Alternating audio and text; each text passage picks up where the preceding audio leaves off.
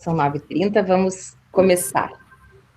Acho que as pessoas também estão se acostumando a começar as coisas no horário depois da questão do nosso do isolamento, não é? Porque, como existe um tempo, muitas vezes, nas reuniões, as pessoas têm começado no horário. Mas vamos começar, então. Vou agradecer aos presentes. Hoje é a nossa última charla.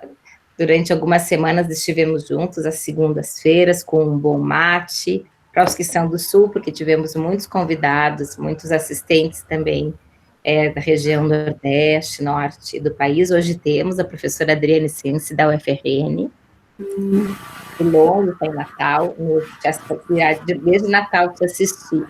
Então, desde já eu quero agradecer a presença de todos que nos acompanharam.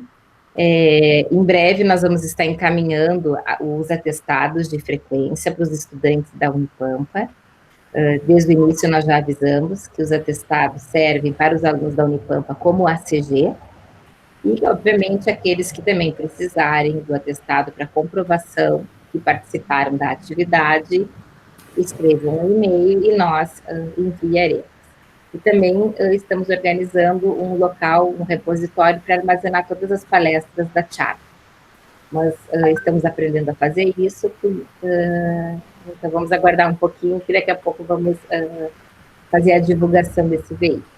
Eu vou apresentar, então, a querida Ana Pinho, uma contemporânea de faculdade, uma amiga e uma colega que eu muito estimo e também muito admiro, e que talvez tenha um perfil um pouco diferente dos demais convidados das nossas charlas.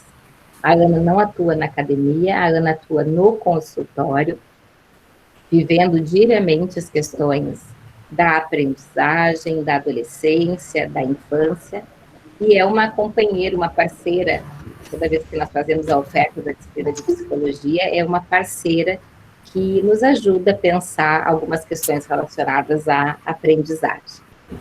A professora Ana Paula Davi Pinho, então a psicóloga Ana Paula Davi Pinho, é mestre em psicossociologia de comunidades e ecologia social pela UFRJ, terapeuta cognitivo-comportamental e psicóloga esportiva e pós-graduada em psicopedagogia e pedagogia empresarial.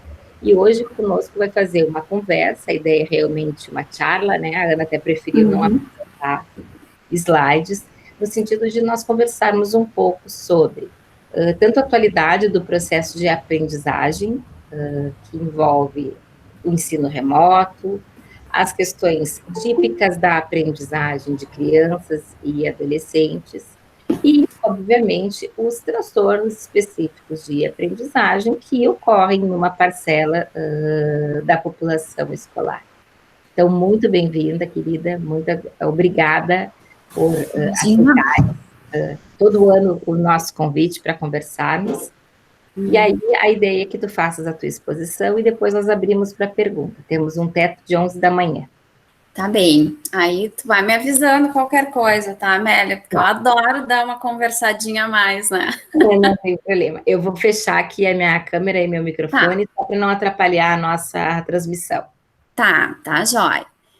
Na verdade, assim, queria agradecer o convite, né, da Amélia, sempre um prazer estar nas aulas da Amélia todos os anos.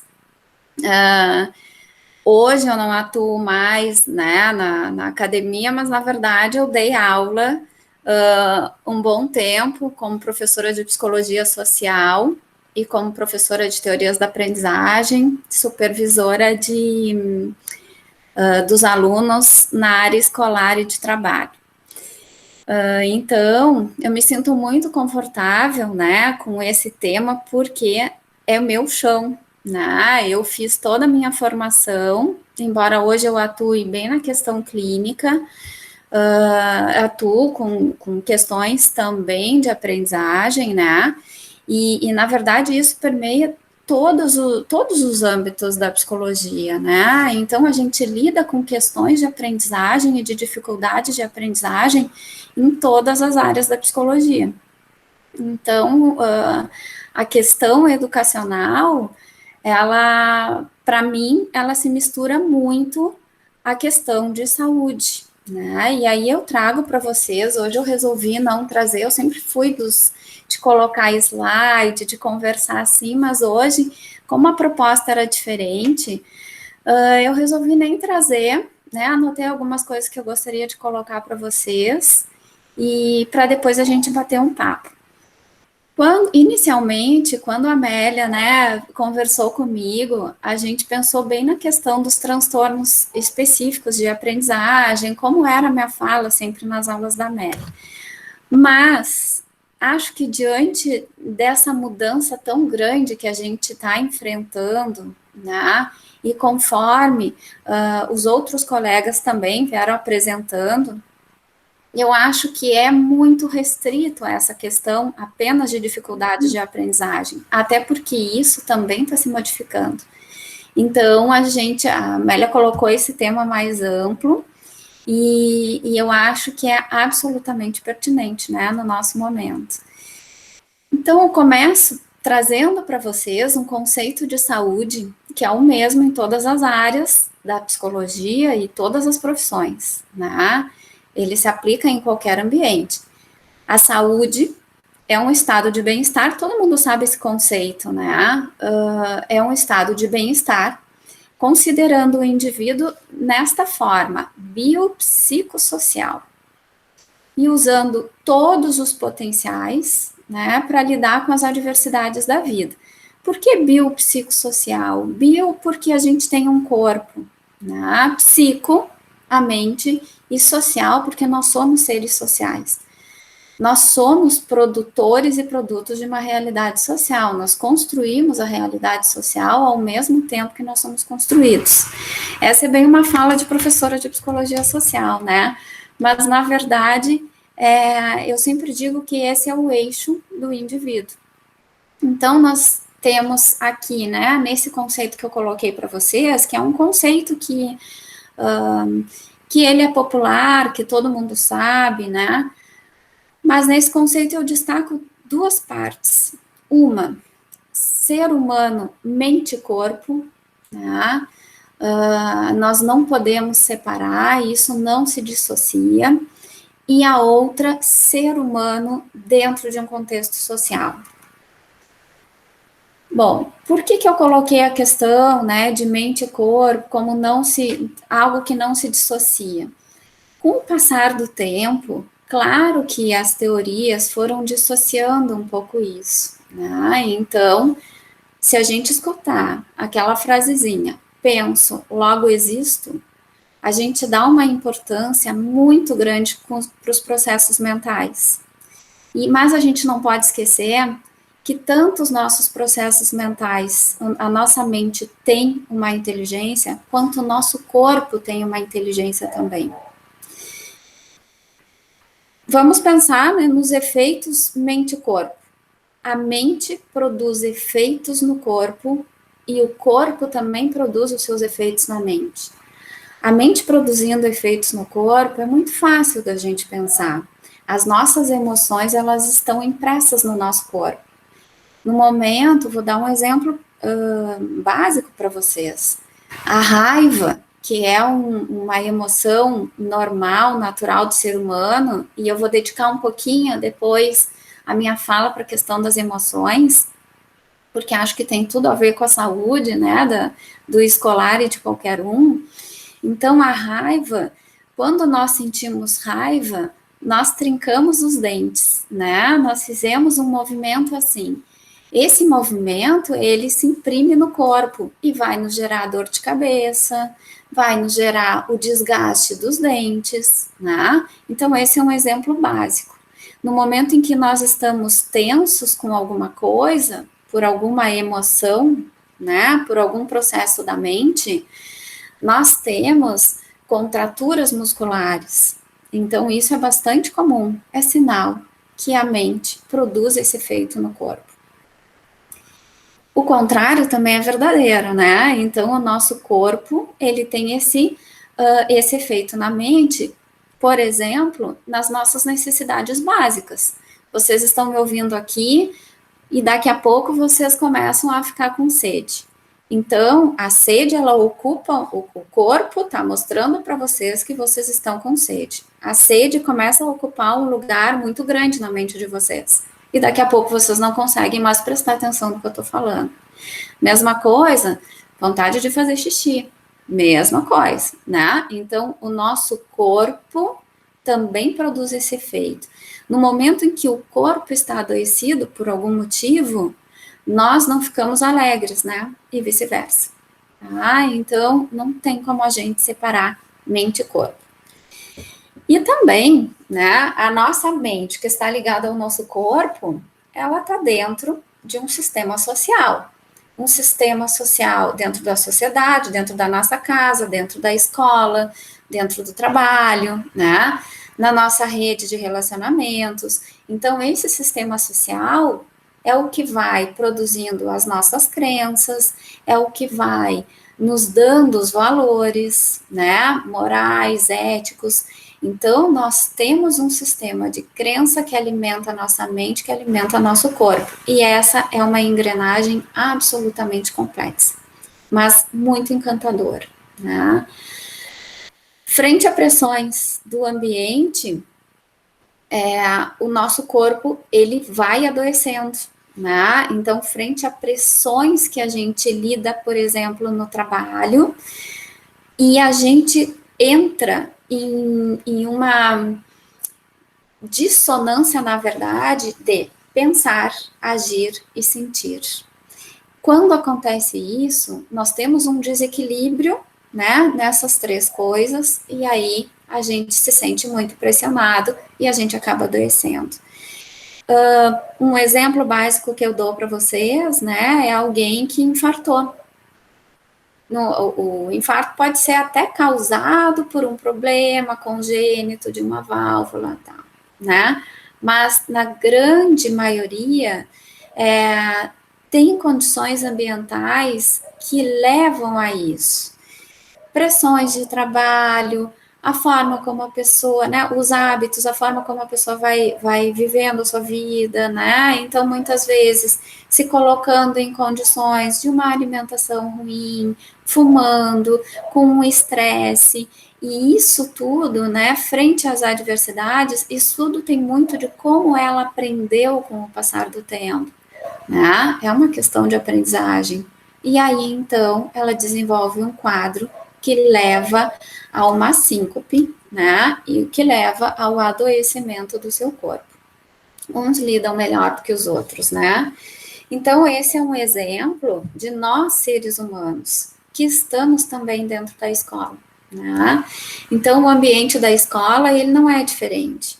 Ele também precisa ser um ambiente saudável para que as crianças, os adolescentes e os adultos possam aprender, né?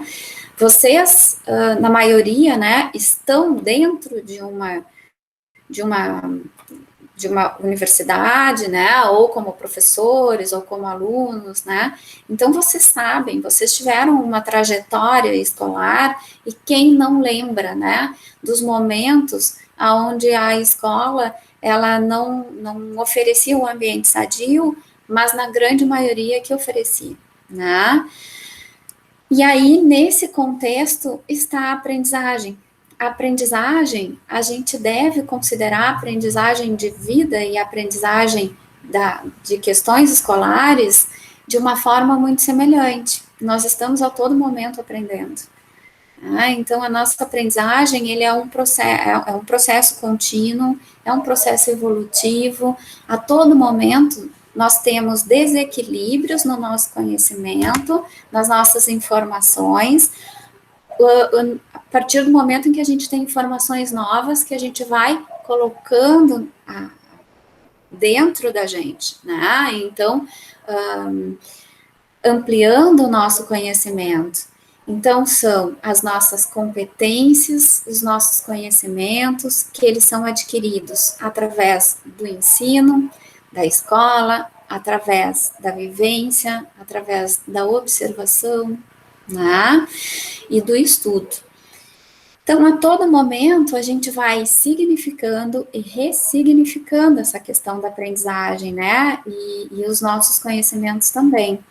Acho que essa pandemia foi algo que mexeu, acho não, eu tenho certeza, né? Foi algo que mexeu em todas as estruturas. Mas a gente está se reinventando e a gente vai dar novos significados para essa questão escolar e para essa questão da aprendizagem. Então, por isso que eu digo, né, diante disso que vem acontecendo, eu não posso me prender apenas a transtornos específicos, né? As nossas dificuldades vão se ampliar, sim, porque é algo novo, né? Então, a gente vai precisar se reinventar e a gente vai descobrir novas formas de lidar com isso. E aí, gente, para ser sadio esse ambiente, a gente tem que pensar em 3 pontos, e eu diria um quarto ainda, tá? O quarto eu vou colocar depois, que é a família. Mas os 3 pontos, o primeiro é, dentro de um processo de aprendizagem, né, o aluno e as suas condições biopsicossociais, como eu trouxe para vocês.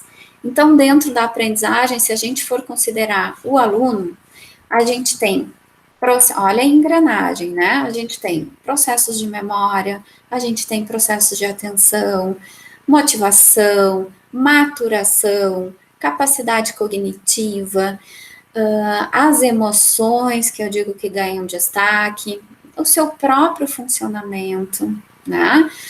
Com algum transtorno ou não, e as condições ambientais, tá? Condições ambientais deste aluno, né? Então, nos processos de memória, por exemplo, a gente só pode memorizar, a gente só pode reter aquilo que a gente presta atenção, né? Então, nosso processo de memória, ele está muito ligado ao nosso processo de atenção. Uma coisa que eu venho ouvindo, assim, com o passar do tempo, até mesmo como professora na época, né, da universidade, os meus alunos me falavam, alunos, né, já com uma família, me falavam, professora, eu não tenho mais hoje uma memória como eu tinha há um tempo atrás. Claro que não tem, né, porque há um tempo atrás tinha um estímulo que era a questão do foco no seu estudo.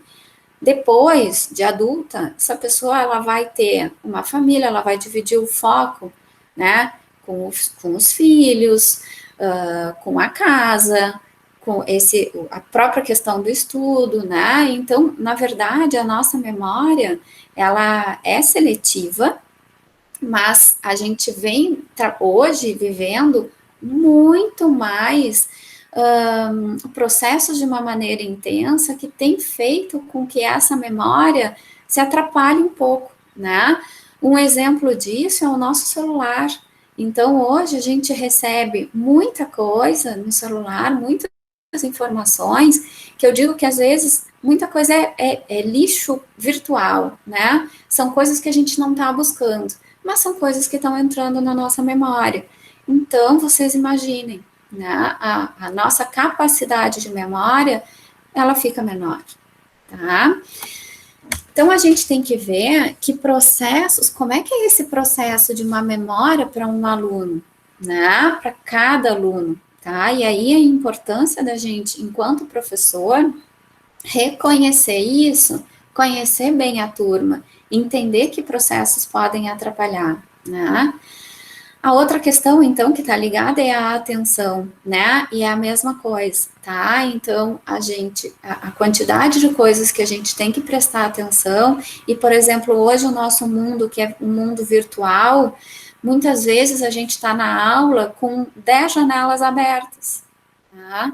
Então, a gente vai dividindo a atenção, a gente está trabalhando com várias janelinhas ali, e aí a gente trabalha, dá uma olhada em alguma coisa, então tudo isso divide a nossa atenção. Consequentemente, a nossa memória não vai mais ser a mesma, tá?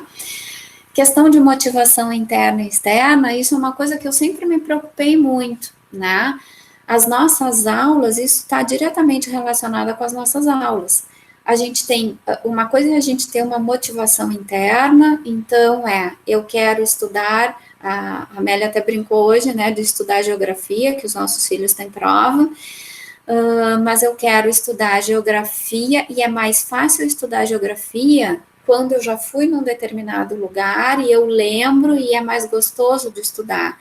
Essa é uma motivação interna. Ou eu vou viajar, então eu vou estudar, né? Eu vou viajar, eu vou estudar inglês para me dar bem lá onde eu vou viajar. Isso hoje passou a ser um sonho, né? A viagem. E, na verdade, assim, as motivações, a gente não é só movido por questões internas, né? Mas a gente tem que ter uma motivação para passar de ano, né? Os nossos filhos vão ter que ter uma motivação para passar na prova. Então, essa motivação, ela vai ser externa, tá? Então, gente, a importância da gente ter uma boa aula e uma aula que possa ser flexível, né, em termos dos recursos que a gente usa, a gente tende a motivar os nossos alunos de uma maneira muito mais ampla, né? A capacidade cognitiva é uma outra coisa, né, que eu falei. A capacidade cognitiva, antes a gente falava muito numa questão de QI, né, que é de coeficiente intelectual. Hoje a gente abandonou um pouco isso, né? Por quê? Porque a gente sabe, Gardner é um autor vivo, né, que a gente tem, e Gardner traz a questão das múltiplas inteligências. Isso a gente vê na prática, isso as escolas estão começando, né? Isso lá atrás, mas vem num passo mais lento por vezes, né? Mas isso está começando a ter uma outra visão, né, a ocupar um outro lugar.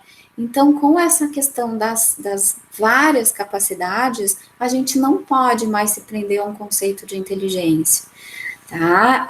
Dentro do consultório, por exemplo, às vezes quando eu recebo um aluno com alguma dificuldade e a gente tem, ou um pedido, né, do neuro, para a gente avaliar essas funções, né, executivas, a gente sempre pensa num instrumento que possa ser não comparativo, né, mas que possa realmente avaliar cada área para a gente poder devolver isso e estimular a área desse aluno, né?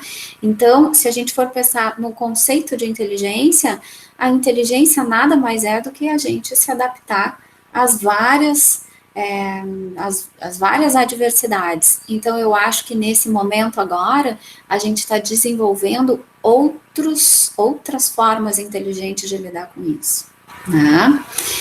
A questão da maturação, que foi uma outra coisa, né, que eu falei, a questão da maturação, a gente não amadurece todas as áreas ao mesmo tempo, né? Isso a gente tem que ter, vocês devem ter um bom conhecimento, né? E acho que a Amélia trabalha isso muito bem, um bom conhecimento, desenvolvimento, né, de cada fase. Então, a gente já vai entendendo um pouco que processos que a criança, que o adolescente vão estar prontos, né, em cada momento. E, ao mesmo tempo, gente, assim, muitas vezes a gente tem que ver na prática o que está maduro e o que não está, né? Então, respeitar isso de cada aluno e procurar estimular. E isso é individual, né? Então, por isso a importância da gente conhecer muito o aluno que a gente está trabalhando. As emoções que ganham um destaque, né? A gente tem que auxiliar, né? Hoje a gente fala muito numa educação socioemocional. Isso, a gente tem que auxiliar o reconhecimento das emoções, e aí é onde moram muitos problemas que me chegam ao consultório, né? É o reconhecimento de emoções que são emoções normais, mas ajudar aquele aluno a usar essas emoções de uma forma adequada, tá? E vou falar um pouquinho depois, né? A questão do funcionamento de cada um, dos transtornos de cada um, e aí a identificação e o conhecimento um pouco do que são os transtornos de aprendizagem, né? Tem muitos transtornos de aprendizagem, tem os transtornos específicos, né, de aprendizagem, a dislexia, a descalculia, e aí é muito importante que a gente sempre tenha uma rede de apoio para trabalhar, né, com esse aluno. E a gente também tem outras dificuldades de aprendizagem que são secundárias a um outro transtorno. Então, por exemplo, muitas vezes pode-se ter uma dificuldade, mas não é de aprender, é uma dificuldade do aluno, porque o aluno tem um transtorno de déficit de atenção e hiperatividade. Então, ele tem uma dificuldade de manter o foco, e isso gera uma dificuldade dele se organizar para o processo de aprendizagem, muitas vezes, mas não é uma questão da dificuldade de aprender. Se a gente colocar o estímulo certo para aquela criança que tem o TDAH, ela vai conseguir aprender de uma maneira muito rápida, né? Então, isso é uma coisa que a gente precisa conhecer muito, tá? Coloquei, então, para vocês um primeiro ponto, né, que é do aluno com ele, tá? Um segundo ponto que eu acho que é importante para tornar esse ambiente sadio de sala de aula é a relação entre o professor e o aluno, tá? E aí, na relação entre o professor e aluno, eu falo muito numa questão de afeto e falo muito na questão didática, tá? A questão claro que a didática, hoje a gente vem mudando muito, né? Mas, assim, a questão do afeto é algo que é muito interessante da gente pensar, né? Hoje eu vejo muito, acompanho um pouco as aulas das minhas filhas, né? E eu vejo uma necessidade muito grande das crianças ficarem perguntando. Outro dia eu estava escutando e eles, mas professora, olha o meu cachorro, professora, eu tenho não sei o quê. Então, eles querem mostrar uma realidade hoje nas aulas virtuais que a gente não tem sala de aula, né? Que é trazer um pouquinho das questões. Vocês imaginem um professor dizendo, tá, a gente tem que se concentrar na aula e acabou. Acaba com a questão toda dessa nova aprendizagem, né? Então, eu vejo os professores das minhas filhas muito afetivos, então, com toda a paciência do mundo e ao mesmo tempo, bom, conseguem dar a sua aula, talvez não da forma, né, como eles imaginavam, porque tem muitas intervenções dos alunos, mas eles conseguem sim cativar esses alunos hoje para estarem dentro da sala de aula virtual. Então, acho que isso é um ganho, né, porque o professor teve que se reinventar. Se o aluno teve que se reinventar, o professor teve que se reinventar não sei quantas vezes mais, né? Mas sempre com essa questão afetiva. Se vocês lembrarem dos professores de vocês, muitas vezes a gente gostava de estar na aula e aprendeu por causa de um determinado professor, aquela matéria que era muito difícil, né? Então, isso eu acho que é uma coisa que a gente tem que levar em consideração, né? E a questão da didática é isso, né, que eu trouxe, sempre a gente precisa se reinventar. Hoje isso está mais evidente, né, porque a gente tá dando aula de uma outra maneira, né, virtualmente, coisa que a gente não pensava, né, até mesmo, por exemplo, eu como psicóloga, fora, né, uma aula ou outra, também às vezes faço um curso, sou aluna, tenho que lidar com essa questão, e os meus atendimentos também passaram a ser online, coisa que nunca pensei em fazer, né, mas hoje eu já me habituei, os meus pacientes se habituaram, então a gente já criou criou já um conforto dentro daquilo que nos tirou da nossa zona de conforto. Então, eu acho que isso muito bacana. E a gente estimula muito a nossa capacidade cognitiva, muito. Eu acho que a gente cresceu muito nesse ponto. É um desgaste, muitas vezes, a gente sair da zona de conforto, mas é uma delícia quando a gente adquire novas aprendizagens, né? E o ambiente escolar, ele é de aprendizagem de todos, né? Bom, então, assim, a questão do acolhimento e a questão da didática, né, da forma como a gente conduz, isso ela tinha que ser sempre dentro de sala de aula e fora de sala de aula, né? E aí eu acho que hoje a gente vem tendo uma escuta diferente, um olhar diferente, a gente vem se reinventando de uma outra maneira e acho que isso está sendo interessante, tá? Está sendo sadio, né? Um outro ponto, então, né, um terceiro ponto aqui que eu coloco como a saúde do escolar, a saúde dentro do ambiente escolar, seja ele virtual, né, ou não, é a saúde da organização, tá? O que eu falo organização? A escola. A escola, ela deve ser sadia, a instituição, ela deve estar sadia.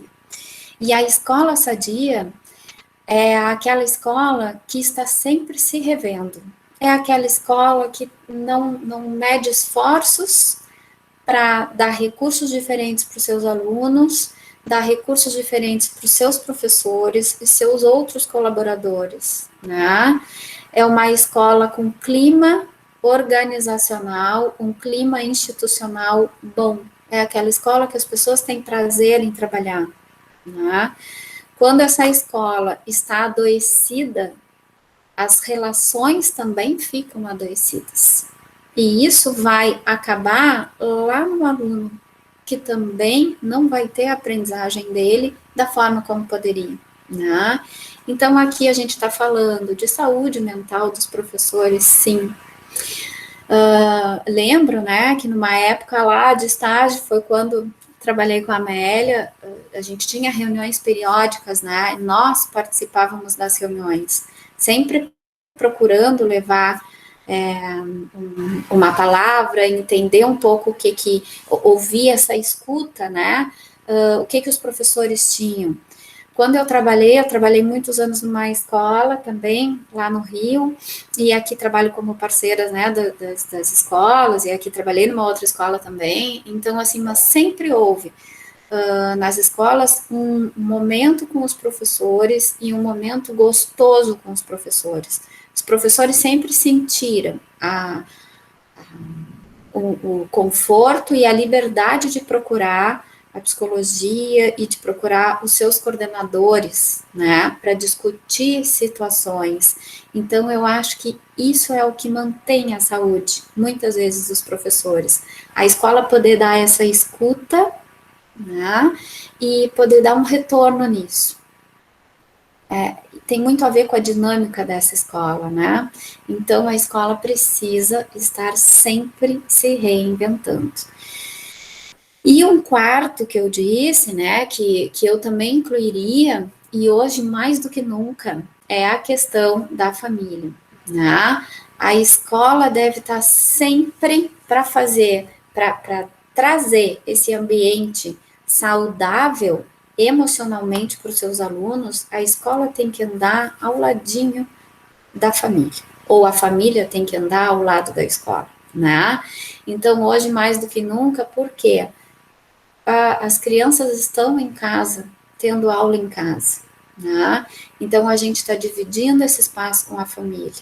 Muitas vezes a família ocupa esse lugar do professor, né, de dar aula, não do professor formal, mas a família tem que se reorganizar também e tem que estar sadia para isso, né? Muitas vezes a gente não vai ter o tempo na mesma hora para fazer, mas a gente tem que achar tempo para organizar isso, sim, porque é a vida dos nossos filhos, né? Então, a família, ela tem que se organizar de uma outra maneira, ela precisa receber a orientação da escola em como ela pode proceder. Então, muitas vezes, o que a família também tem é uma carência de ouvir. a escola e de entender um pouco, escola me ajuda, professor me ajuda, o que que eu faço, né? Então, a gente tem que ter esse caminho sempre de mãos dadas, né? É muito importante que cada membro escolar, que eu considero, sim, uma parte da família, que eu considero o aluno, o professor e toda a equipe da escola, né? Todos nós devemos estar atentos e implicados nesse processo de aprendizagem. Tá? O que acontece? Quando esse processo ele não está bem ajustado, ele sofre um desequilíbrio, a gente pode ter uma fissura nesse processo de aprendizagem. E essa fissura, nessa engrenagem ali, é o que para a engrenagem. É essa fissura que muitas vezes nos traz uma dificuldade de aprender. Tá? Então, dificuldade de aprender, ela pode vir tanto por uma questão metodológica, como por uma questão biológica, né? Como por uma questão de funcionamento cognitivo, abaixo do esperado da idade, um transtorno específico, ou secundário a outros transtornos, né? Então, assim, a gente vê as dificuldades, a gente precisa ver as dificuldades de aprendizagem hoje de uma maneira muito mais ampla do que a gente via até pouco tempo atrás. E digo para vocês, até março, a nossa realidade era uma, em termos de visão de dificuldade de aprendizagem. De março para cá, a nossa realidade é outra, tá? Então, esse ser humano, ele tá ali naquela engrenagem, né? E a gente tem que estar ali sempre colocando o óleozinho para que aquela engrenagem, ela funcione muito bem. Então, a gente sempre tem que estar atento a esse processo, né? Os nossos conceitos, eles vêm mudando muito a cada momento, né? Então, de muito tempo para cá, os nossos conceitos vêm mudando, tá? E hoje, autores, né, como Bauman, autores como Morin, ganham, que sempre tiveram um destaque, hoje ganham mais ainda nesse cenário, né? Eu vou trazer um pouquinho deles também para vocês. Hoje, gente, assim, eu vejo, como psicóloga, tá? Aí é uma visão muito Ana, tá? Muito minha. Eu vejo muito um cenário, né? Alguns agravantes no nosso cenário da aprendizagem, tá? Da aprendizagem escolar.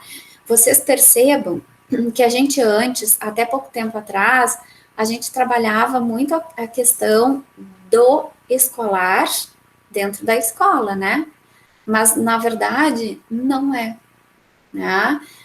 O escolar, hoje, está muito mais dentro de casa, né? Então, a gente tem a escola física, mas o nosso escolar vai permeando essa escola física, a casa, então, o nosso cenário, ele é bem diferente, tá?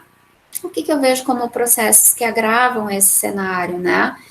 E isso eu já vejo de muito tempo, tá? Isso não é agora. Mas eu vejo uma desconexão, número 1, tá? Uma desconexão entre pais e filhos. E isso é uma coisa lamentável, e isso é uma coisa que eu vejo demais, né? Vejo em consultório, vejo no ambiente escolar, vejo em qualquer ambiente, né? Essa desconexão, pais e filhos, vem muito por uma coisinha, um funcionamento chamado piloto automático. O que é o piloto automático, né? A gente sabe que muitas vezes a gente, todos nós trabalhamos bastante, todos nós temos muita coisa para fazer, mas eu acho que de um tempo para cá as pessoas vêm perdendo uma conexão olho no olho. E aí eu brinquei outro dia, né, que com essa história da gente só usar máscara, a gente tá, eu cheguei a postar isso até, né, numa rede social, que a gente está se obrigando a olhar olho no olho, né, e a gente está revendo o olho, né, das pessoas, e isso é muito importante. A gente está sorrindo com o olho. Só que a gente nunca devia ter largado a questão do olhar, porque ela é muito importante, né? Então, para vocês verem a importância desse olhar, no bebê, é esse olhar que vai estruturar o bebê, né? É esse olhar que vai fazer essa conexão do bebê, muitas vezes, com o mundo, né? Então, o olhar sempre teve um destaque muito grande. Mas hoje, infelizmente, a gente vê essa desconexão. Então, pais e filhos, muitas vezes os filhos, com toda a vivacidade que tem, e os pais aqui, né? Então, eu acho que isso vem distanciando demais, tá? E isso é uma coisa que vem me preocupando. Eu brinco, né, às vezes, que são zumbis, tanto as crianças quanto os pais, né? Então, a gente fala e muitas vezes a gente diz, mas o fulano não sai daquele videogame, o fulano não sai daquele celular, mas se a gente for observar, os pais também não saem, né? Então, assim, isso é uma coisa que a gente tem que cuidar bastante, né? Os filhos, eles muitas vezes seguem o rumo dos pais. Então, se a gente não se policiar, enquanto pais, os nossos filhos vão fazer a mesma coisa. Falta de diálogo, né? Então, acho que estão todos se perdendo um pouco nessa questão da tecnologia, tá? E aí, o que isso traz como consequência, né, gente? Eu vejo, assim, trago uma série de transtornos que eu acho que tem uma pontinha dessa desconexão ali de pais. Um é a depressão. E a gente vê hoje muito mais casos do que tinha antes, né? De depressão infantil e de adolescentes, tá? Essa depressão, ela também pode, numa situação mais grave, levar a um suicídio, tá? E isso é algo que a gente tem que se preocupar, sim. A outra coisa é a ansiedade, né? Com a quantidade de informações ali que os filhos estão tendo no celular, isso gera ansiedade, sim. E os pais a mesma coisa, né? E muitas vezes o não alcançar, o não atingir os seus pais, né, para conversar, isso gera ansiedade, tá? Gera uma dependência, né, da tecnologia, tá? E também gera o que eu digo assim, uma falsa visão de TDAH. Às vezes eu recebo pacientes que se autodiagnosticaram com TDAH, que na verdade não tem o TDAH, né?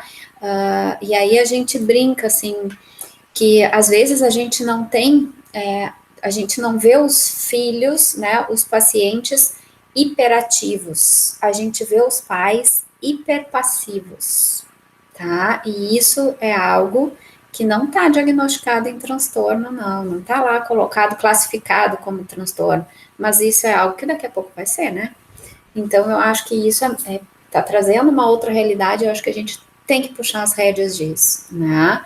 Então, muitas vezes é aquela criança que não consegue prestar atenção, que não tem a sua memória, o seu foco, né? E aí, mas então é TDAH? Não, é a criatura que ficou até não sei que horas no videogame, no celular, no outro dia vai prestar atenção na aula, vai dormir na aula, né? Então, não consegue, com um bombardeio de informações, não consegue selecionar isso, tá? Então, isso é algo que é preocupante. A gente precisa, enquanto escola, né, sadia, tá? Educação sadia, a gente precisa conscientizar as pessoas, né? A saírem desse piloto automático, se apropriarem mais. Uma outra coisa, né, número 2, assim, tá, do que eu vejo de cenário, né, segunda coisa que eu vejo, que pode ser até uma consequência da primeira, é uma perda de referência, né, eu vejo pais invertendo seus papéis com seus filhos muito mais responsáveis que os pais, muito mais implicados em questões do que os seus pais, muitas vezes, né, e isso é algo que também me preocupa, tá? filhos muito conscientes e pais pouco conscientes das coisas. Só que os filhos têm como referência seus pais. E no momento em que a minha referência, ela não é, né, a mais adequada, eu me perco no meu desenvolvimento, né, em algum momento, tá? Então, isso gera crianças e adolescentes carentes, crianças e adolescentes com problemas de limites, né? E muitas vezes a gente chega a um quadro de, não sei se vocês já ouviram, né, o TDO, né, ou o TOD que a gente chama, né, o transtorno opositivo desafiador, ou desafiador opositivo. Então, às vezes, as crianças não têm isso, mas falta uma boa intervenção na questão de casa, né? Então, isso é também muito, é um diagnóstico que as pessoas chegam diagnosticadas por isso, colocam na escola como sendo um diagnóstico, e, na verdade, seria muito mais simples, mas, ao mesmo tempo, muito mais complexo de resolver, né? Tá? Então, aqui eu sempre trago, né, quando eu trago essa questão da perda de referência, tem um humorista, né, lá do Rio, que é o Leandro Hassum, que eu acho que todos conhecem, e ele tem um vídeo hoje que ele fala um pouco, assim, de como há essa inversão de papéis, né, e que a mãe dele, ele conta que a mãe dele era uma mãe, assim, muito rígida, né, e eu conheci a mãe dele, e ela tinha todo esse jeito, mas, assim, que isso era uma condição, na verdade, que fez com que ele amasse a mãe dele cada vez mais, né, então ele traz muito isso, que hoje as mães, ao invés de colocarem a janta para os seus filhos e dizerem, olha, a janta é essa aqui, esse é o alimento que a gente tem e isso aqui é o que vai te fazer bem, a mãe olha para o filho e diz, o que tu quer comer? Ah, eu não quero frango. Ah, então eu vou fazer nugget para ti, vou fazer batata frita para ti. Então, assim, essa inversão, quem é a referência da casa, né? Isso, no momento, as crianças, elas vão ficar quietas, vão conseguir aquilo que elas quiseram, mas lá na frente vão ser crianças, vão ser adultos sem referência. Então, isso é uma coisa que a gente tem que se preocupar, e isso vem me preocupando muito em consultório, né? E são essas crianças que às vezes se tornam intolerantes até com as suas questões de aprendizagem, né? Porque sou eu que determino as regras da minha casa. Então, são crianças que não conseguem nem tolerar os erros ou tolerar a frustração. Uma outra pessoa, assim, que eu gosto bastante, que traz muito isso, é o Rossandro Klinzen, que ele é um psicólogo também, né, e ele traz muito essa questão da inversão de papéis, da perda de referência, né, ele traz, assim, às vezes, o quanto, se vocês tiverem a oportunidade, procurem na internet, né? Ele traz o quanto os pais se perdem nessa questão de dar, de serem firmes na sua referência, com medo de perderem o amor dos seus filhos, né? Mas se vocês forem pensar nos pais de vocês, os pais que muitas vezes eram, né, pais mais que podiam ser mais autoritários, aí eu pergunto para vocês, vocês deixaram de amar os pais de vocês porque eles disseram não, né? Só que nessa sociedade de hoje, a gente, infelizmente, se depara com essa questão, né, dos pais com medo de perder o amor dos filhos, e aí eles acabam deixando de ser a referência dos seus filhos. E aí a gente vê pais amigos e não sendo pais, né? Bom, isso também, né, se a gente for pensar em termos de transtornos, isso também gera depressão, isso também gera ansiedade, né, gera uma imaturidade nas suas escolhas profissionais também, tá? Então, também pode levar a tudo isso que eu falei, né, anteriormente, tá? Essa falta de limite, né, essa falta de medida para as coisas, né? Isso, muitas vezes, essa falta de referência, ela é depositada nos professores, né? Então, os professores passam a ser as referências sadias, muitas vezes, daquela criança, né? E a criança busca essas referências, elas nos buscam para ser essas referências, tá? Então, eu acho que a gente, nesse momento, a gente precisa muito é acolher isso, né? Acolher, tentar entender, né? E dar realmente essa escuta e talvez o norte, né? Que muitas vezes acaba faltando em casa, tá? Um filme que eu acho belíssimo, que traz muito a realidade dos professores, é os Escritores da Liberdade, né? Não sei se vocês já tiveram a oportunidade de ver, se não tiveram, vejam, tá? A gente precisa, então, né, retomar isso, eu acho que conscientizar, fortalecer mais esses pais, né, a todo momento, tá? Uma outra coisa, um terceiro agravante que eu vejo muito hoje, né, e que atrapalha demais a questão das aprendizagens, é a patologização das emoções, o desconhecimento das emoções e a falta de habilidade para lidar com essas emoções, tá? Isso é algo que me preocupa muito, né? Porque daí, eu sei que vocês já tiveram uma fala sobre isso, e vou pincelar. Aí a gente entra na medicalização de situações que não precisam de medicação, tá? É, eu brinco sempre, né, que hoje a gente não vê mais as pessoas tristes, a gente vê as pessoas deprimidas, né? Ninguém fala mais, ai, tô triste. Não, as pessoas já colocam, eu tô deprimido, né? Então, assim, ou, por exemplo, as pessoas usam muito o termo, e é um termo que dá muito medo das pessoas usarem, que as pessoas dizem, eu acho, eu sou bem bipolar, o fulano tá bem bipolar, né? Então, assim, eu acho que a gente precisa entender melhor as emoções, e aí eu acho que a gente desconhece as emoções, uma, por a gente não parar para se pensar, né? E, e outra porque a gente já coloca determinadas emoções como sendo negativas e outras positivas. Então eu vou substituir essa palavrinha, né, essas duas palavrinhas negativas, tá? E positivas por agradáveis e desagradáveis. E aí a gente vai ver que todas as emoções que são básicas, elas são fundamentais para a gente aprender qualquer coisa, dentro da escola ou fora da escola, tá?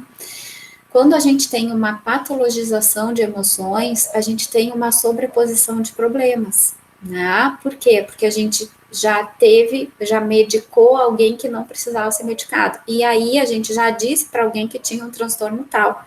E essa pessoa já internalizou aquilo na sua identidade, né? Então, assim, isso é uma coisa que realmente me arrepia no consultório, né? As pessoas me dizerem que as pessoas chegarem lá com assim, olha, tenho depressão. E aí eu começo a perguntar de onde vem isso, né? Então, assim, acho que isso gera, né, uma sobreposição, traz um problema onde não existe um problema, tá? E isso é um equívoco muito grande. A emoção, ela é a essência do nosso desenvolvimento, né? Então, assim, a emoção, ela ocupa um papel extremamente importante para a gente aprender, né? Vocês lembram quando eu falei ali um pouquinho da questão do afeto, da relação dos professores, né, com os seus alunos, da relação mais afetiva, que isso impulsiona a questão da aprendizagem, é a mesma coisa aqui, né? Então, a gente precisa não só educar em termos de conteúdo, mas a gente precisa também educar em termos de emoção, né? Acho que a pandemia também trouxe um pouco mais essa consciência, né? O cérebro, o nosso funcionamento, o nosso cérebro, ele se perde sem a regulação dessas emoções. Então, de nada adianta a gente ter muito conhecimento, né, se a gente se atrapalha na emoção disso, tá? Todas as nossas emoções, né, que são ditas primárias, então vou citar para vocês, né, raiva, alegria, amor, tristeza, tudo isso é emoção primária, né? E tudo isso essas aqui são emoções absolutamente normal, do medo, né? É normal que todo mundo vai ter, é normal, tá? Então, assim, a gente aprender a reconhecer essas emoções e a regular essas emoções é o que vai nos gerar o bem-estar que a gente fala, né, dentro da escola ou fora, e é o que vai impulsionar o nosso desenvolvimento na vida inteira, né? As novas aprendizagens, elas vão ativar registros que são baseados em emoções, tá? O nosso sentimento, aqueles sentimentos que a gente fala, que a gente usa, na verdade, o sentimento é uma capacidade do pensamento perceber a emoção, tá? Qual é a emoção ativada, né? Então, assim, aí ele vai permitir que tenha essa troca razão e emoção, né? Então, gente, assim, vou colocar para vocês, né, para vocês entenderem um pouco o que implica a falta e o excesso dessas emoções, né? O amor, por exemplo, tá? O amor ele é a emoção mais básica, né? Então, o amor, ele é o cuidado, a empatia, o amor é a base da autoestima, né? E olha, vocês pensem assim nos alunos com problema de autoestima, isso não atrapalha a aprendizagem? Eu não sei, eu não consigo aprender. Isso é uma questão de autoestima, que está muitas vezes baseado no sistema de crenças, né, dentro da sua família. Então, muitas vezes há uma desregulação desse amor, e aí isso gera uma crença que vai permanecer até a idade adulta, né? Tá? Então, assim, é esse amor que vai nos impulsionar nas relações afetivas, e a falha nessa emoção básica, essa falha, ela vai nos gerar os transtornos mais graves. A gente sabe que uma falha no início da vida nos gera o transtorno cada vez mais grave, né?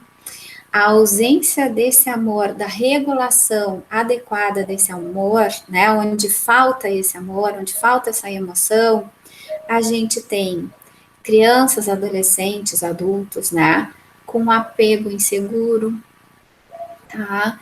Com uma ausência de empatia, não consegue ter empatia. Isso é grave, né?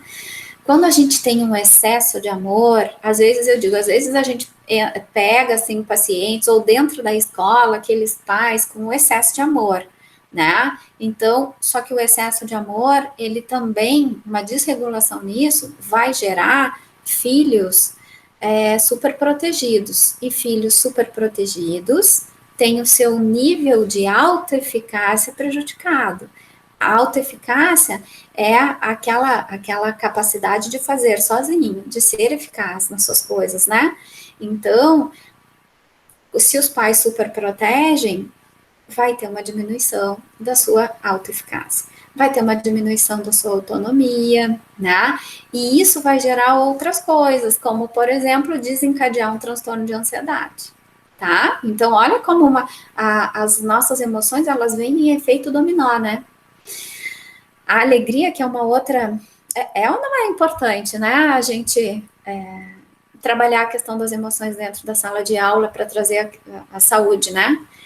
A alegria ela é a base da nossa adaptação no mundo, né? Então, quando a gente não tem a ausência da alegria, a gente tem a ausência do prazer, né? A gente não consegue sentir prazer nas coisas, né? Quando a gente tem um excesso de alegria, opa, aí a gente já está indo para um outro lado. Isso nos gera excessos de comportamento, às vezes uma falta de capacidade, né, uma desregulação na nossa capacidade de discriminar as coisas, não é para tanto, né? A gente se empolga demais. O medo é uma outra, é um sentimento, uma emoção, né? Desculpa, uma emoção que ele está presente a todo momento dentro e fora de sala de aula. O medo, ele não é uma emoção ruim, ele é uma emoção boa, porque é o medo que que ele tem a função de nos proteger. Né? Então, se a gente é destemido demais, a gente se coloca em situações de risco. Então, o medo, ele é biológico também, né? E é o medo que vai regular as nossas relações sociais também. Por quê? Porque eu não vou executar determinadas coisas que eu aprendi nas minhas crenças com medo de magoar alguém. Então, este medo, ele tem uma função importante, né? A ausência do medo nos leva a um impulso que fere a nossa preservação, e o excesso de medo, né, quando esse medo passa do limite, ele gera transtornos ansiosos, né, e medos irracionais. Então, é aquela sensação de que eu estou em um estresse constante, né, e de que a qualquer momento vai me acontecer alguma coisa. Síndrome do pânico, todos os transtornos ansiosos, né, as fobias. Então, isso, gente, atrapalha demais a aprendizagem. Quando eu trabalhava nas escolas, isso era uma constante. Então, é muito interessante, né? Como a gente pode trabalhar essa questão do medo, né? Da emoção, tá? E como o professor, ele tem que estar bem para acolher aquele medo e mostrar que aquilo não é um bicho de 7 cabeças. Então, ali ele vai conseguir conduzir a saúde mental e vai conseguir conduzir, né, o processo de aprendizagem. A tristeza, ela não é uma emoção ruim também, né? A tristeza, ela é uma emoção necessária, tá?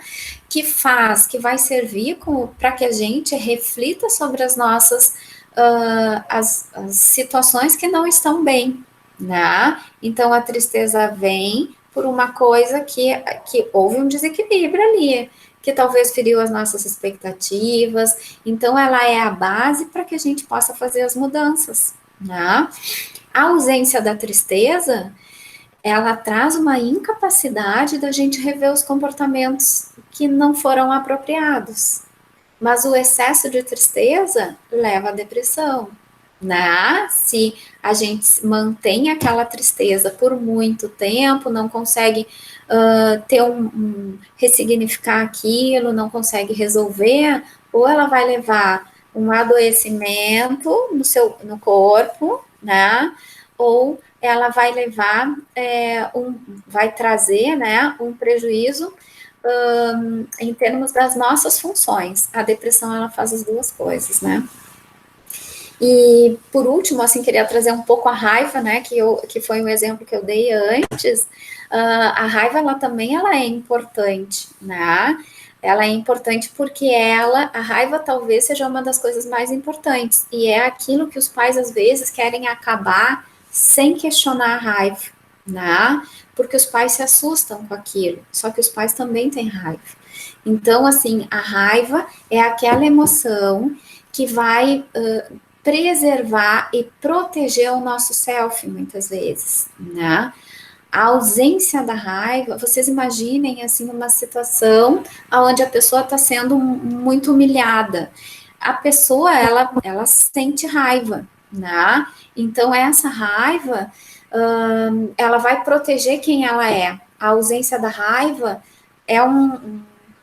vai nos gerar um self sem fronteiras, isso vai se misturar, trazer um prejuízo para a nossa identidade, vai nos dar uma sensação de desproteção.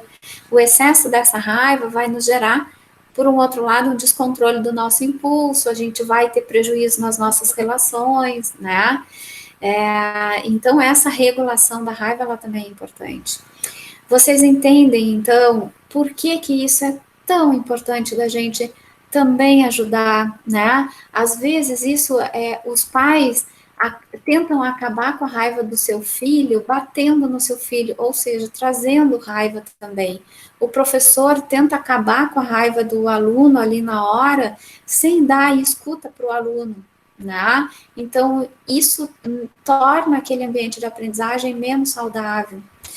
E assim, a quarta, né, a quarta questão, né, que eu vejo ali, então trouxe a questão das emoções, e a quarta que eu vejo é que a gente teve uma mudança, e vou finalizando, né, mas assim, a gente teve uma mudança de contexto de anos para cá, né? Então, assim, hoje as coisas, os nossos conceitos, eles mudam de uma maneira muito rápida, a gente tem que lidar com as incertezas, ou a gente se conscientizou que tudo é uma incerteza, a nossa mudança, a nossa ideia de tempo e espaço, ela mudou completamente, né, com a questão da tecnologia, mas isso também produziu o que o Bauman chama, né, de uma liquidez, assim, né, também nas relações, o amor líquido, né, e talvez uma falta de apropriação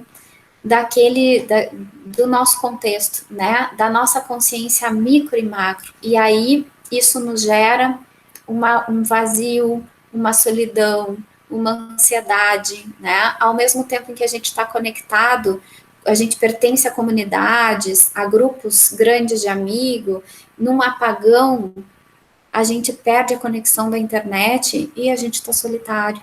Então, isso é uma coisa que a gente precisa se pensar, que as famílias precisam pensar e que a escola precisa pensar, né? A gente tem que trabalhar muito com esse olhar crítico, né? Acho que nas escolas nunca, como hoje, houve tanto trabalho de mindfulness, que é o trabalho de atenção plena, de autoconhecimento. Tem escolas que trabalham a questão da gestão da emoção.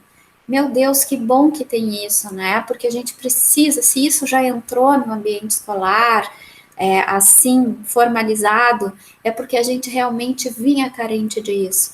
E aí eu trago para vocês, né, uma reflexão para a gente entender essa apropriação desse micro, desse macro, né? Eu trago o Morin, tá? Edgar Morin. Edgar Morin escreveu um livro, há um tempo atrás, eu li esse livro em 2002, eu acho que o livro até é de 2000, não sei. Mas esse livro se chama Os 7 Saberes Necessários para a Educação do Futuro. Eu reli esse livro e eu digo para vocês que o futuro que ele falava lá chegou. Agora a gente está se deparando com isso. Ele traz 7 erros que levam a 7 necessidades, né, de saberes para a educação do futuro, que é a nossa educação hoje, tá? Percebam como parece que ele está escrevendo esse livro na pandemia, né? Primeira coisa que ele traz como um saber necessário, né? Ele fala que a gente tinha um erro, era uma cegueira do conhecimento, tá? É necessário, ele trazia isso, né? Que é necessário conhecer o processo de conhecimento, né? Conhecer o conhecer, tá? Esse processo de conhecimento é tudo que eu falei hoje, características cerebrais, mentais, que conduzem, né, aos erros de visão, à ilusão. Então, esse é o primeiro saber, se aplica hoje. Desenvolver, o segundo saber, né, ele achava que a gente tinha que desenvolver, né, a educação tinha que desenvolver uma aptidão para situar as informações em um contexto em conjunto, ou seja, ele dizia que a gente tinha conhecimentos muito fragmentados, e isso foi o que eu falei lá também, né, a gente fragmentou corpo e mente. O que está acontecendo hoje? A gente está tendo uma necessidade de entender o ser humano e o conhecimento como uma coisa só, né? Então, os 7 saberes lá que ele falava para a educação do futuro, está aqui o segundo saber. Terceiro saber, né, necessário, que era necessário a gente ensinar para os alunos a condição humana, né, que o ser humano é um ser físico, biológico, cultural, social, histórico. Não foi o que eu falei? Né? É hoje. Então, as disciplinas, quando a gente fragmenta muito em disciplinas, elas não deixam a gente conhecer o todo, né? E aí a gente vê as especialidades da medicina. Então, a gente toma o remédio para, sei lá, algum remédio, um anti-inflamatório, a gente vai no médico para buscar o anti-inflamatório, daí a gente tomou o anti-inflamatório, daí já dá dor no estômago, daí tu vai no gastro, porque tu tá com dor no estômago, daí tu vai no psiquiatra depois que tu teve Alzheimer, né? Então, existe uma fragmentação e é necessário muitas vezes a gente entender que o que a gente está sentindo no corpo tem a ver com as nossas emoções, né? Chegou. O quarto, né, ele traz como um erro que as escolas não ensinavam, né, a educação não ensinava a identidade terrena, né, ou seja, a comunicação entre os vários continentes. A pandemia trouxe isso, de alguma maneira, né, fez com que a gente olhasse de uma maneira, usando a tecnologia, quase que ao mesmo tempo que acontece em todos os continentes, né, que os nossos continentes compartilham os mesmos problemas, sim, tá? Chegou. O quinto, né? Ele diz que era necessário enfrentar as incertezas. Quer incerteza maior do que a gente está vivendo hoje? Chegou. O sexto saber, né? É necessário ensinar a compreensão dos seres humanos, aquela questão do racismo, não é o que a gente vem conversando e muito na nossa sociedade hoje, o respeito a essas diferenças, o que está acontecendo, né? Isso a gente vem conversando demais hoje. Chegou. E o sétimo, né? Saber necessário, a ética do gênero humano. Isso nunca a gente falou tanto sobre a questão de ética, né? Agora eu pergunto para vocês, a nossa saúde mental, ela não está ligada a esses saberes, né? E no momento em que a escola está dentro de casa, tá? Então a gente tem que estar atento a tudo isso. A história da aprendizagem, hoje ela está tendo um outro rumo.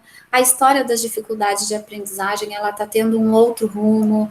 A gente precisa manter e estar sempre com a chama acesa da nossa paixão de ensinar, né? E assim a gente vai sempre buscando regular, equilibrar emoção, questões que a gente vai vivendo, né, as adversidades da vida, mas a gente tem que estar sempre implicado nisso, tem que estar sempre com aquela chama, tem que estar sempre com vontade de querer buscar sempre mais, tá? Sei que a gente, né, não tem, eu já passei até do tempo que eu deveria, né, tinha muitas coisas para trazer para vocês, mas eu acho que a Amélia também vai conseguir conduzir isso na aula perfeitamente, né? Então, fecho a minha fala. Que rica charla, Ana. Muito obrigada, não é? Obrigada como colega, obrigada como professora do componente curricular, mas obrigada também como mãe. Uhum. Tu trouxeste um conjunto de sentimentos que todos nós estamos experienciando, não é? E eu tenho 2 filhos pequenos, tu bem sabes, acompanhas o crescimento deles e a gente está sempre num estado permanente de vigilância entre as questões emocionais e as questões acadêmicas. E sempre com essa questão, assim, da vigilância com relação... Quando eu falo de vigilância, não de estar espiando a criança, mas de estarmos olhando para o que acontece com elas, sob não seria vigilância, mas acompanhando, né? No sentido de estarmos atentos, acho que esta é a palavra, vigilantes, no sentido de estarmos atentos aos excessos, não é? Aos excessos entre as questões do computador, que hoje acompanham as crianças, e acho que todas nós, mães, professoras, as pessoas que estão em trabalho remoto em casa, estão vivendo isso, O computador tem sido, o tablet, o iPad, a babá dos nossos filhos. Infelizmente, terceirizamos a atenção. Também não tem como ser diferente. A Lelê, por exemplo, me convida para brincar, o que eu digo? Olha, a mãe agora não pode, porque a mãe está dando aula. Quando a mãe terminar à noite, a mãe vai poder brincar. Então, quem é que brinca com ela? Né? Quem é que interage? Quem é que a tira da solidão? É o jogo do videogame, porque no jogo, o João, por exemplo, ele joga com todos os colegas da sala de aula, eles jogam online. Então, de uma certa forma, aquela solidão, o estar só, ele acaba ganhando uma companhia, não é? Claro que temos que estar atentos, porque às vezes o jogo, eu tive experiência dele jogar jogos que eram bastante agressivos e que as crianças ficavam o dia todo competindo entre elas, e obviamente que eu tive que fazer adotar uma postura mais impositiva e dizer, não, este não pode. Precisam ser coisas que te mantenham bem, que te mantenham feliz, que te mantenham em contato com os amigos, mas que não alterem o teu comportamento. Então, acho que, assim, falaste coisas para nós em todos os sentidos, como profissionais, como pais. Eu tenho adotado muito, assim, a postura, Ana, de avaliar as questões emocionais deles, né, as questões acadêmicas. Então, assim, até de ter permitido determinadas atividades, não vamos fazer.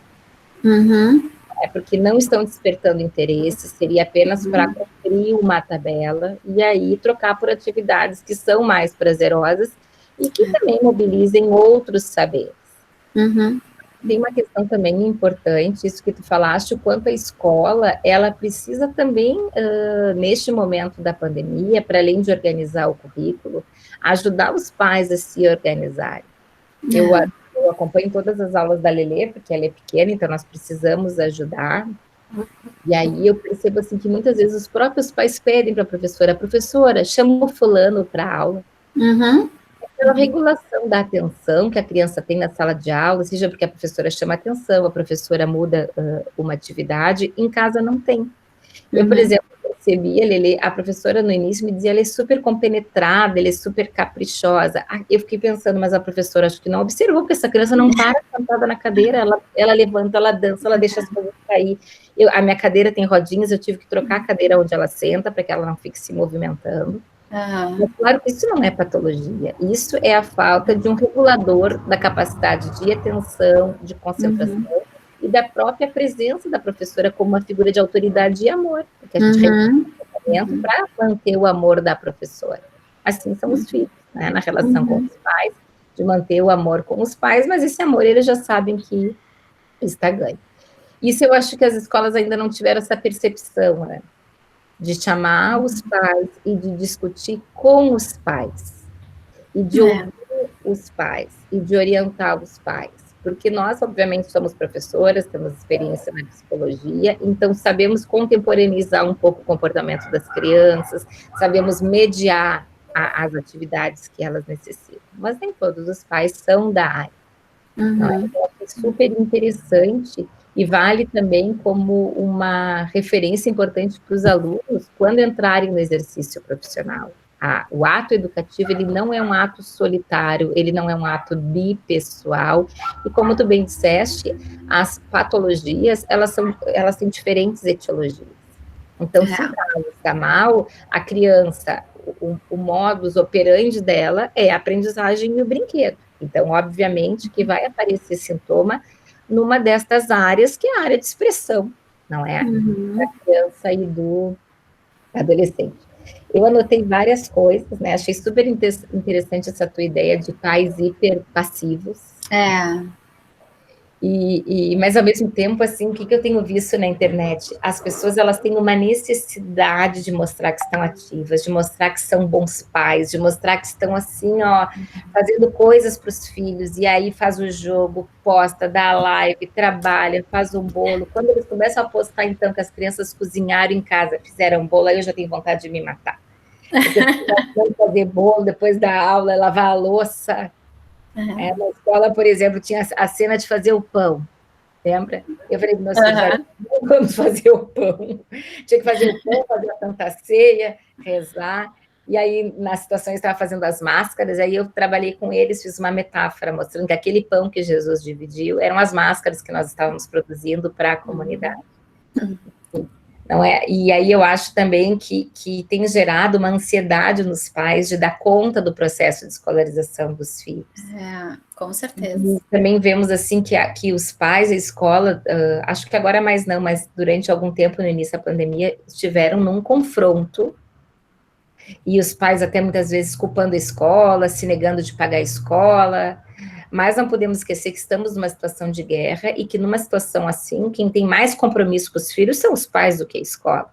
Então agora é o momento que nós não podemos terceirizar a educação dos nossos filhos, não é? Porque os filhos estão sobre a nossa batuta, devem sempre estar, mas agora mais do que nunca não estão na escola naquele horário que deveriam estar, então depende muito de nós os estímulos para esse desenvolvimento.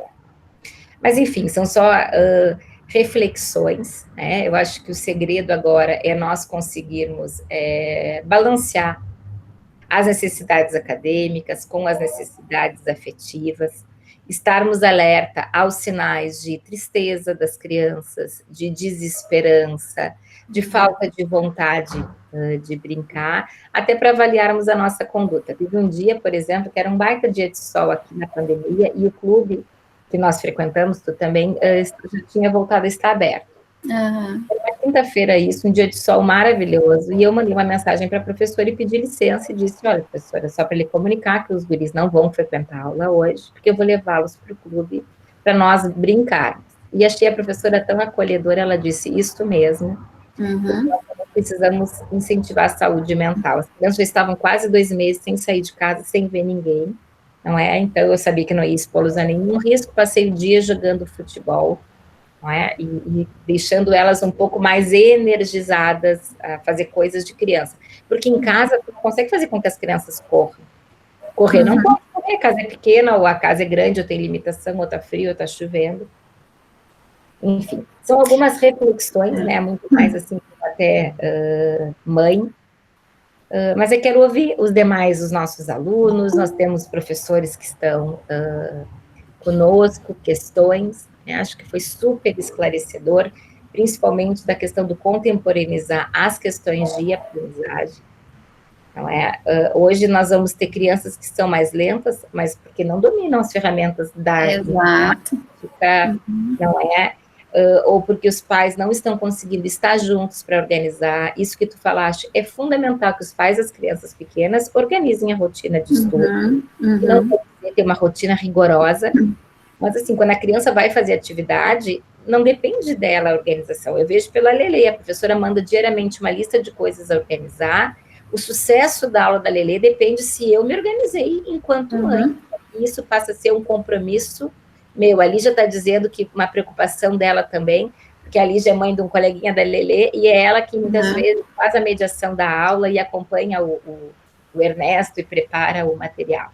Então, é uma responsabilidade que é nossa, enquanto pais, não tem jeito, né, Ana? Mas é também nossa uma escolha de, bom, para que caminho nós queremos levar isso para os nossos filhos. Não é? E acho que também, assim, uma coisa que a gente precisa pensar, né, um momento como esse, a gente precisa pensar que a aprendizagem, teve uma discussão há um tempo atrás, né, se seria um ano perdido, e eu sempre falei, não é um ano perdido, o mundo está vivendo uma coisa que a gente tem a chance de ensinar, de ajudar eles, né? E a gente também a aprender o que é isso, valores, ética, a questão da resiliência, o que é saúde mental mesmo, né? A proximidade que a gente está tendo. Eu sei que às vezes é difícil a gente trabalhar, a gente né, brincar, mas que coisa rica, às vezes, a gente largar tudo que a gente tem e estar junto com eles, ter essa escuta, a gente poder ver os exemplos, né? Então, assim, um exemplo, só citando para vocês, eu montei meu consultório virtual, né, aqui numa peça nos fundos de casa, e coloco sempre um bilhete na porta em atendimento. para que não haja uma interrupção, né? Imagina, atendendo algum paciente, entra uma das gurias aqui. E aí eu cheguei no quarto das gurias e tinha na porta da mais velha, não entre, e na porta da mais nova, não entre, diga a senha, digite a sua senha, né? Estou em aula. E ela me colocando depois que aquilo é porque ela não conseguia se concentrar com muito barulho. Então, a aprendizagem não é aprendizagem de conteúdo, é a aprendizagem de vida que a gente está vivendo. E a gente precisa se centrar, a gente precisa achar novas formas de lidar com o estresse. É isso que a gente está passando para eles, querendo ou não. Né? Então, é essa escuta, são esses valores que vão ficar, é o que a gente fala que eles escutam, é o que a gente faz que eles percebem, é isso. A Maria Alice trouxe uma questão que ela está bastante preocupada, porque os alunos, enfim, não têm acesso à internet, né? Então, acho que também nós temos que ser vigilantes, enquanto instituições de ensino, de que algumas instituições de ensino vão ter que ter esse trabalho de amparo aos pais, de orientação aos pais, muito mais estabelecido do que outros, né? Por conta de, muitas vezes, dos pais não terem experiência ou terem vivências que os limita a pensar em alternativas, né? De ter essa habilidade, muitas vezes, emocional, de ajudar os filhos a também regularem as emoções. Mas eu estou também pensando que nós vamos ter que ter políticas públicas que, sim, que recuperem essas possibilidades de aprendizagem de forma a tornar equitativo o acesso ao conhecimento. Nós não ouvimos, por exemplo, por parte dos nossos governantes, de se pensar um ano a mais letivo. O Estado de São Paulo já está pensando um ano letivo a mais. E talvez, para essas comunidades que não tiveram acesso à internet, aos conteúdos escolares, ou que tiveram com muito pouca qualidade, porque também não basta só apresentar o conteúdo de uma forma memorística, sem os alunos poderem trabalhar e ter realmente o desenvolvimento mental, que deveria ser o foco do nosso processo de ensino, vão precisar, sim, estratégias de recuperação, não é? De recuperação, sim, desse momento que se parou, né? E a gente vê, assim, as pessoas tão preocupadas. E o que vai ser do calendário acadêmico? Como nós vamos recuperar? Eu tenho tendido a pensar, principalmente por trabalhar com alunos com deficiência, que não tem que se recuperar, tem um desenvolvimento a continuar acontecendo. Exatamente. Quando nós retornarmos, nós vamos ter que avaliar, ou permanentemente temos que avaliar qual é a situação de cada um dos nossos alunos e continuar o processo de desenvolvimento. E talvez, obviamente, para isso, as escolas vão precisar se reorganizar do ponto de vista do currículo, no sentido de pensar que, no nosso caso, por exemplo, da Isa e do João, o 5º ano talvez tenha que trabalhar conteúdos do 4º ano, talvez conteúdos que seriam do 5º ano precisem ir lá para o 6º ano, eu preciso identificar quais são os conteúdos mais necessários, habilidades básicas a serem desenvolvidas. Então, a escola vai precisar desta reorganização. E as famílias vão precisar, ou precisam neste momento, esta orientação, mas também esta compreensão de que agora precisam ser ativas no processo de acompanhar os filhos e de ajudá-los emocionalmente a enfrentar essa situação.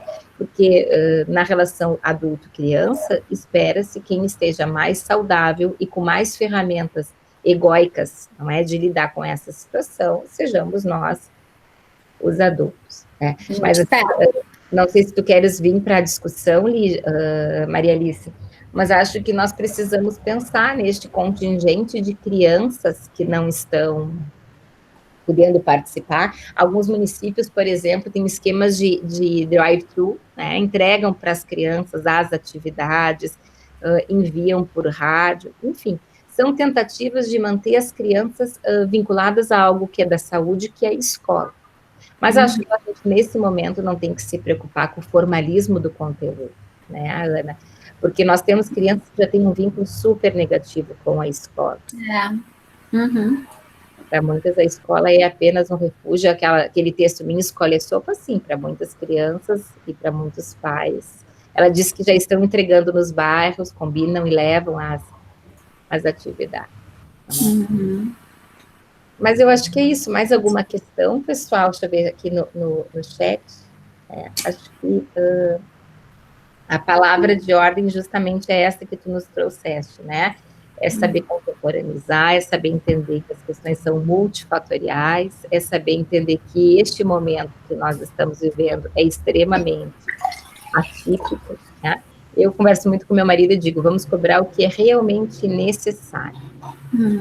Não fez determinada atividade, enfim, não tem problema de ter um 7 naquela nota, ou ter um conceito assim, que não seja tão adequado. Isso não estou dizendo que existe supremacia de uns componentes curriculares com relação a outros, mas sim, neste momento a gente precisa ver. Eu confesso, assim, ó, que se meus filhos estão brincando, até mesmo no celular, jogando, se divertindo, conversando com outro colega online, eu não os tiro para fazer a atividade. Eu também estou bastante vigilante com as questões emocionais. Manter a alegria, que eu acho que é um pouco assim o motor. E, na verdade, o que eles vão lembrar disso, eu vejo isso claramente, né, em casa e com os meus pacientes hoje, né, o que eles vão lembrar desse momento que vai passar são essas experiências que eles viveram, né? Então, eu acho que é isso, como é que eles conduziram, é isso que eles vão lembrar, e eles têm um prazer de estar com os pais. Então, e a gente com eles, né? Mas eu acho que é isso, assim. Então, é isso que a gente precisa tornar esse momento. Eu acho que é se entregar ao momento, né? Viver esse momento e tornar esse momento da melhor forma para eles, para nós. E eu acho que, sendo uma palavra que eu gosto muito, né? Que eu uso muito, eu acho que a gente precisa ser gentil, né? É ter a autocompaixão com a gente nesse momento. A autocompaixão é uma das palavras mais faladas hoje na psiquiatria, né? Na psicologia. É ter isso, né? Saber aquilo que tu está trazendo. Saber que a gente não vai dar conta nos padrões que a gente tinha antes de tudo, que a gente vai dar conta em novos padrões e que tá tudo bem, né? E que cada um tem uma história e que, ok, a gente prefere passar por isso, né? E organizar isso da melhor forma, levando a saúde mental, porque certamente o conteúdo eles vão tirar de letra se a gente mantiver, né? Ou contribuir para eles ficarem saudáveis. O conteúdo depois... A Maria Alice traz uma outra questão, não é? Que precisamos nos colocar no lugar dos pais e dos alunos antes de fazer a proposição das atividades, e aí acho que é realmente conhecer a realidade dos alunos. Eu lembro que uma das atividades, a professora estava ensinando o dobro, uma atividade que o João adora, mas assim, precisava fazer um doce, um determinado doce com leitinho, quer dizer, uma série de ingredientes, né? E a gente sabe que os professores, eles fazem isso na melhor das intenções, com o sentido, assim, de deixar o processo de aprendizagem muito mais divertido, mas nem sempre aquilo é recebido na família como uma possibilidade. Né? Então, eu acho que nós também precisamos conhecer um pouco, assim, a situação dos nossos alunos, até no momento de cobrar, não é? De cobrar, faz tal coisa com sucata. Às vezes os pais nem têm os recursos, não tem canetinho em casa. Então, eu acho que esse momento é um momento, assim, de muita, realmente, empatia. É verdade. Mas acho que é isso, né, pessoal? Acho que foi excelente fecharmos, assim, com essa charla tão amorosa, né, compreensiva e também, assim, nos permitindo pensar coisas tanto pessoais quanto do ponto de vista do trabalho. Quero agradecer a presença de todos que nos acompanharam ao longo destas semanas, do meu colega querido Algacir, que esteve conosco. As charlas vocês podem mandar para o nosso e-mail a solicitação de autorização dos vídeos que nós compartilhamos, né? Então é só mandar para o meu e-mail, para o professor Algacir, que nós compartilhamos os vídeos. Agradecer ao teu tempo, né, que destinaste a nós. Imagina. Mandar um beijo para as guriazinhas, desejar uma boa prova, essa semana de prova, então estou entusiasmadíssimo, pensando em todas as ferramentas tecnológicas que ele vai poder usar para colar. Então, eles já fizeram um WhatsApp para se passarem as respostas, e aí a gente fica pensando, né, ou age numa postura de recriminar esse tipo de ação infracional, ou olha por um outro lado, percebendo como as crianças podem, frente às dificuldades, serem criativas, não é? E encontrar formas de resolver a situação. Hoje eu vou ficar só na espreita da prova, vamos ver se vai sair uma cola ou não, apesar de que eu acho, né, que todas essas provas deveriam ser com consultas. Ler é uma forma de fixar, também é uma função psicológica necessária, a memória é uma função psicológica necessária para o processo de aprendizado, não é? Então, vamos ver como é que vão se sair essa semana. Não sei se o Algacir quer se despedir. Hoje fizemos uma charla, assim, bem conversa mesmo, não é? Conversa de casa, eu tô de pantufa, só mudei a parte de cima da blusa, tô de pijama. Não sei como dizer mais. Por favor, Algacir. Tudo bem? Bom dia. Bom dia. Bom dia, Ana. Bom dia, Amélia. Bom dia aos demais que participaram. Agradecer muito aí a sua disponibilidade em estar conosco, em conversar conosco. Isso, sem dúvida, não seria possível sem a parceria da Amélia. Então, um agradecimento especial à Amélia. E também a participação aí de quem está conosco, de quem esteve conosco nessas charlas todas, né? Tem vários alunos do curso de Educação do Campo, que é o curso ao qual eu estou mais vinculado aqui de Dom Pedrito. Então, alguns alunos do curso, colegas, né, da universidade, colegas aqui do campus Dom Pedrito, do curso também. Enfim, um agradecimento a todos. Acho que é importante, né, a gente discutir, e não terminar por aqui, né, mas que a gente possa continuar aí essas discussões, né, elas são bem importantes. Afinal, a gente vive num cenário que exige, né, entre outras coisas, que a gente vá procurando entender, compreender essa série de eventos, compreender aquilo que vocês estavam colocando aí, de alguma forma, como realidade, né, que são as circunstâncias da nossa vida, né, que nos fazem, que nos mobilizam, né, em nossas ações, mas também essas atividades nas quais a gente está inserido que acabam nos formando, né. Então, toda vez que eu participo dessas discussões, aí me surgem outras tantas, né, questões e coisas importantes aí que a gente vai pensando. Então, é parte disso também a nossa vida, e é parte disso também aquilo que a gente pode contribuir, né, com aqueles que vêm depois da gente, que são as futuras gerações, que são os nossos filhos, as nossas crianças, os jovens, enfim, de alguma forma a gente vai contribuindo. E que a gente possa procurar, de fato, né, quais são aquelas questões principais, né, de modo que a gente consiga contribuir aí com as nossas crianças. Nesse período,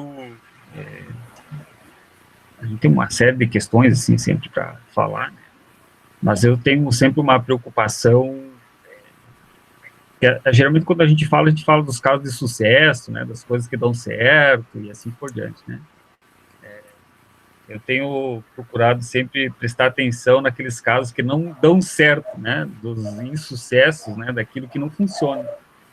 Então, acho que boa parte das questões que a gente pode ou consegue entender tem esse referencial, né, que são exatamente aqueles casos porque às vezes os casos que dão certo, enfim, né, é porque os pais, a família, tem uma série de condições que favorecem isso.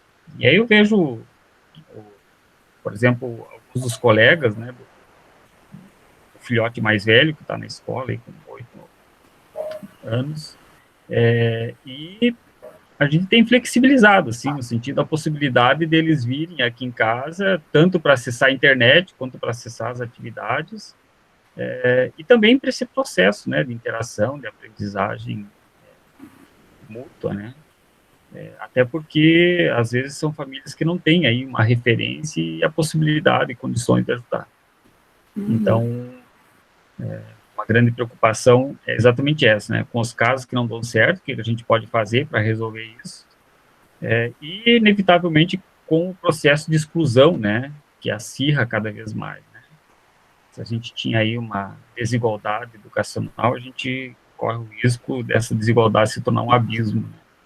Então, uma preocupação aí de atuação nesse sentido. Enfim, mas brigadão aí pelas contribuições, acho que a gente precisa continuar aí conversando sempre e entendendo, né?